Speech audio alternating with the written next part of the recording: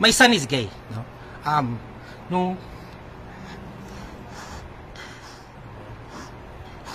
Nung sinulat ko yun,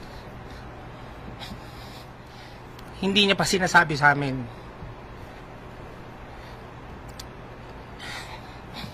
Hindi ko alam kung paano ko sasabihin sa anak ko kung gaano ko siya kamahal, di ba?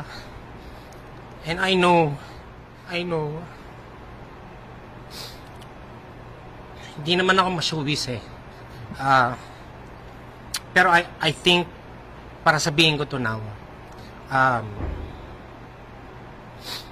ako ay proud na proud sa anak ko. No? Ako ay excited sa kung ano mang ang kaya niyang ma-achieve sa buhay niya. No?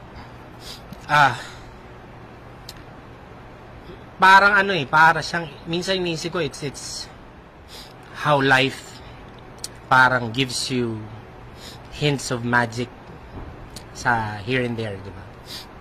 Nung natapos ko yung Serena, hindi ko na maalam eh. And then, I don't mind. Anak ko yun eh. So, natutuwa lang ako na, Glock, sa'yo ko ibibigay yung Serena. Isulat mo yan ha. Pero may surprise ako sa'yo afterwards. And, yun. Ako'y proud na may anak ako, nakatulad ni Daniel. Mahal ko ang mga anak ko and gagawin ko lahat para sa kanila. Yun ay regalo. Regalo yun.